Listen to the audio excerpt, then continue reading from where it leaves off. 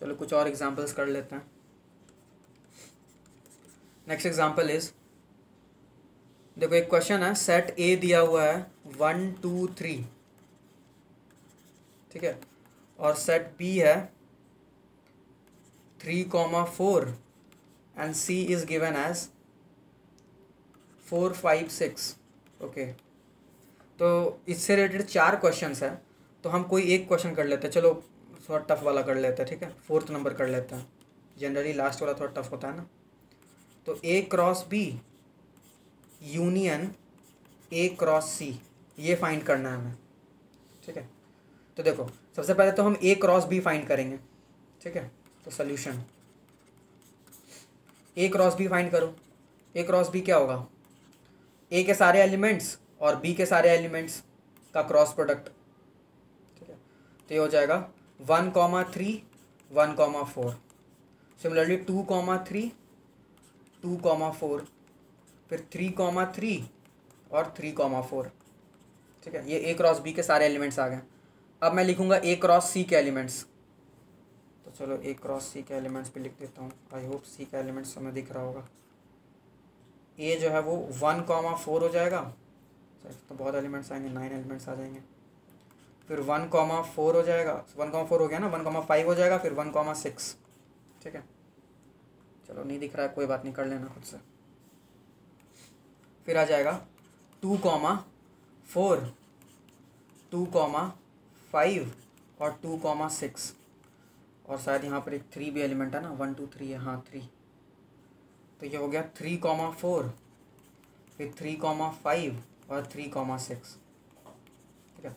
तो ये दोनों सेट्स मुझे मिल गए, ए क्रॉस बी और ए क्रॉस सी। अब इन दोनों का यूनियन लेना है, तो ले लो union, A cross B union A cross C. तो जो कॉमन एलिमेंट्स हैं उनको 2 बार नहीं लिखना है, क्योंकि दोनों में होंगे उस टाइप के एलिमेंट्स, तो 2 बार नहीं लिखना है। तो पहले तो सेट ए के सारे एलिमेंट्स लिख ही डालो।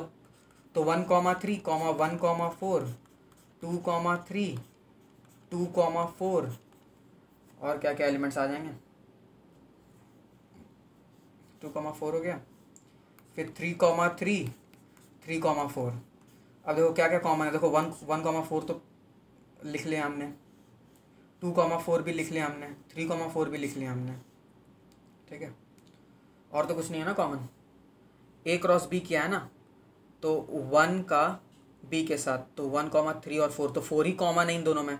तो बस यही 3 एलिमेंट्स रिपीट होंगे जिनको हमें दोबारा नहीं लिखना है, ठीक है। फिर आ जाएगा 1, 5, 1, 6 और क्या आ जाएंगे हमारे पास, 2, 5, 2, 6, फिर 3, 5 और 3, 6, ठीक है। तो ये हो जाएगा A cross B union A cross C. I hope समझ आया होगा। कुछ नहीं है, बस ऑर्डर्ड पेयर समझना है और लिखते जाना है, बस कैलकुलेशन है फिर, ठीक है। चलो एक और क्वेश्चन कर लेते हैं। एक सेट दिया हुआ है पी, हमें फाइंड करना है P cross P cross P, ठीक है। तो ये तो कर लोगे, ये क्वेश्चन खुद से कर लेना, ठीक है। अब देखो यहाँ पे एक क्वेश्चन है कि आर क्या होता है, set of all real numbers होता है। तो if R is the set of all real numbers, what do the Cartesian product R cross R. तो आर क्रॉस आर क्या होगा, आर क्या होता है, set of all real numbers. तो आर क्रॉस आर क्या होगा, और R cross R cross R क्या होगा, ये बताना है हमें, ठीक है। तो देखो कोऑर्डिनेट ज्योमेट्री अगर पढ़ा है तो आर क्रॉस आर का मतलब हो जाएगा वैसे एलिमेंट्स आएंगे जिनमें A comma B ordered pair type के एलिमेंट्स होंगे, ठीक है। देखो पहला एलिमेंट कहाँ से होना चाहिए, इस आर से, दूसरा एलिमेंट कहाँ से होना चाहिए, इस आर से।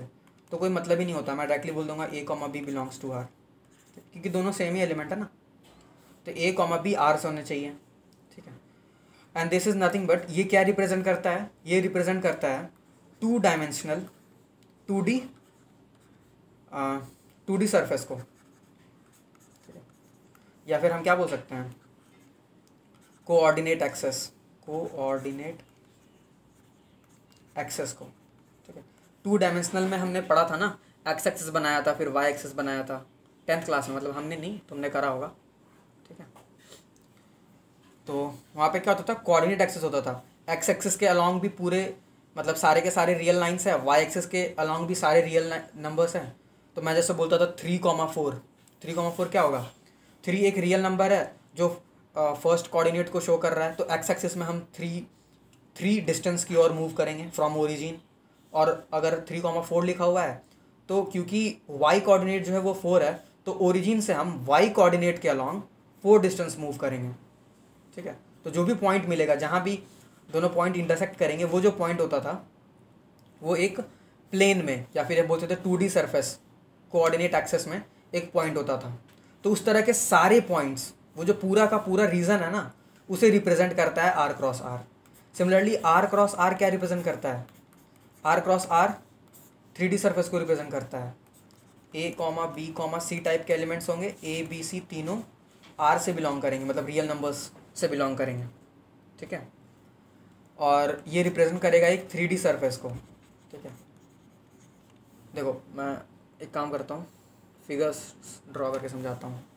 2D सरफेस में क्या होता था हमारे पास, ये एक्स एक्सिस होता था, ये वाई एक्सिस होता था। तो इस प्लेन में यहाँ पर जितने भी नंबर्स हैं ना, सारे नंबर्स को आर क्रॉस आर से रिप्रेजेंट किया जा सकता है। कोई भी नंबर, जैसे मान लो यहाँ पर कोई नंबर है, तो ये होगा सपोज 4.5 कॉमा -2.3। इस तरह के सारे नंबर्स, मैं बस ऐसे ही एक जनरल पॉइंट बताया मैंने। ठीक है, तो जितने भी नंबर्स हैं सारे नंबर्स को हम यहाँ रिप्रेजेंट कर सकते हैं। तो आर क्रॉस आर इसी सरफेस को रिप्रेजेंट करता है। और आर क्रॉस आर कैसे रिप्रेजेंट करेगा, सी, ये हो गया मेरे पास एक्स एक्सिस, ये हो गया मेरे पास वाई एक्सिस। ठीक है, और ये हो गया मेरे पास जेड एक्सिस। ठीक है, जेड एक्सिस। तो ये जो है ना, ये आउटवर्ड, इस प्लेन के आउटवर्ड है। मतलब ये दोनों एक्स एक्सिस और वाई एक्सिस समझ लो in the plane of this paper. ठीक है, जिस भी स्क्रीन में तुम इस वीडियो को देख रहे हो, उस स्क्रीन में मान लो एक्स एक्सिस है और वाई एक्सिस है, और उस स्क्रीन से बाहर आ रहा है जेड एक्सिस। ठीक है, तो हाइट मान सकते हो तुम ऐसे। ठीक है, या फिर तुम ऐसे एक्स एक्सिस और जेड एक्सिस को भी तुम सरफेस मान सकते हो, और वाई एक्सिस को भी तुम ऊपर मान सकते हो। वो तुम्हारी मर्जी, तुम जैसे भी ट्रीट करना चाहो वैसे कर सकते हो। तो set of all the points in this reason.